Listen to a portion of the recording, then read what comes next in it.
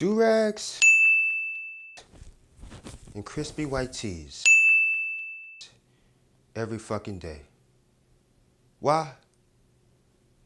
Cause it's the corny nigga from the 615.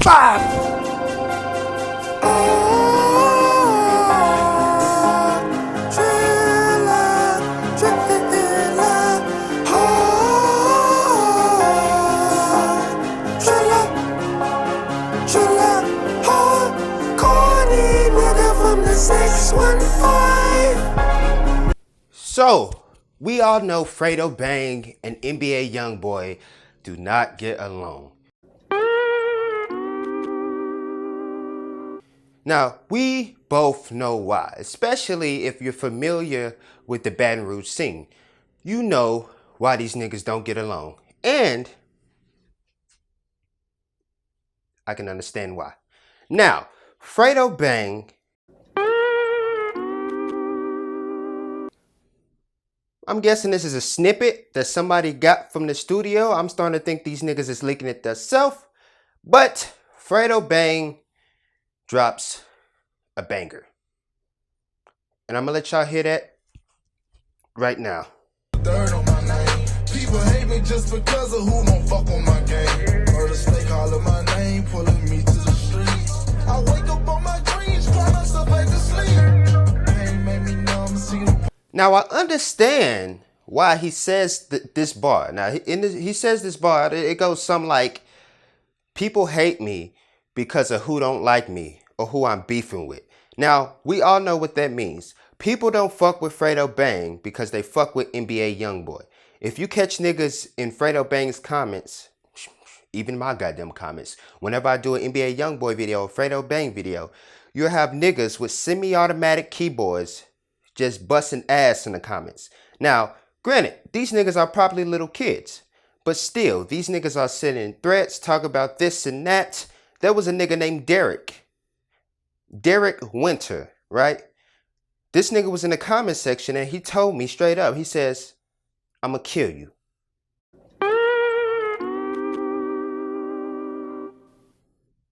Now, when he said this, of course I didn't take it serious, but you know, you gotta be on high alert because you never know. A nigga will really kill you about a YouTube video. So, there was a nigga at work named Derek. Now, I couldn't figure out his last name. So I asked him, I said, hey, you watch YouTube videos? He was like, yeah. I said, you watch NBA Youngboy videos and shit like that? He said, yeah. I said, okay, pull up your YouTube channel. So when he pulled up his YouTube channel, it wasn't the Derek that I was looking for. Because if it was the Derek that I was looking for, I would have put his head in that conveyor. Now let's move on to the next story. We know the baby, right? Huh? Cracking her ass, we gone. Ooh, she asked what I want, her thong. I just got a raise, we on. Yeah. Baby dropped his album, Kirk, which is named after his father, who recently just passed away. Now, when I played this album, I was expecting to hear the same shit that I've been hearing. And you know what I heard? The same shit I've been hearing. I'm not a wave hopper. It's not like I hate the nigga, I don't fuck with him. I fuck with his music heavy. But he had me thinking that this album was gonna be some extraordinary shit. And the shit really is just like all his hits. Now, granted, he's just getting in the game. He's just playing with different shit. Hopefully he comes up with a different flow, because this album was not it. Kirk, the album, I am sorry, but you're in the trash.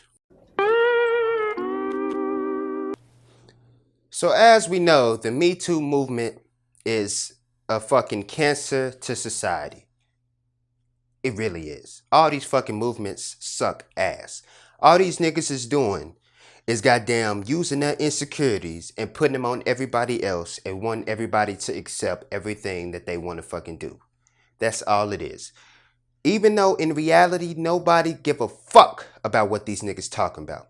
But of course, online, everything looks different. So, as we know, if you can remember back in the day, Cardi B drugged a nigga. And there was a nigga who said that she drugged him.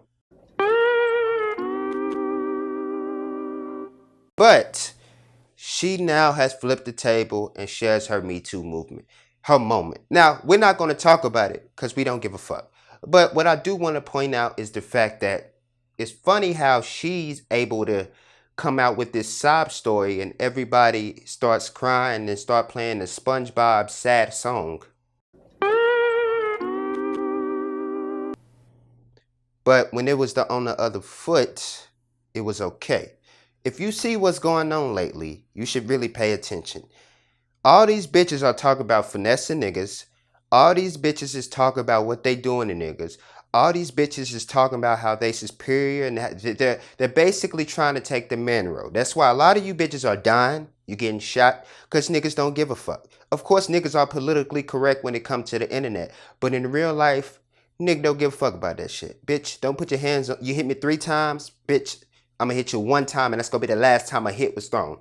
So I'm not a woman beater, but I'm not finna. I'm gonna defend myself. So let's just look, Cardi B. We don't give a fuck about the story. You drug some niggas. We don't give a fuck. What about them niggas? Where they at? What happened to them? What we talking about your Me Too movement for? Your moment for? We don't give a fuck. We don't give a fuck. Stop playing victim when you was the one throwing rocks. You was doing it first. Now that it happened to you, now you wanna what was going on? We don't want to hear shit from you until we hear from them. We need to know what happened with them niggas that got drugged. Nobody deserved to be drugged. So that was my serious moment. It's the nigga Trilla from the 6-1 motherfucking 5. Corny ass nigga from the 615. Corny ass nigga from the 615. Corny ass nigga from the 615. From the 615. From the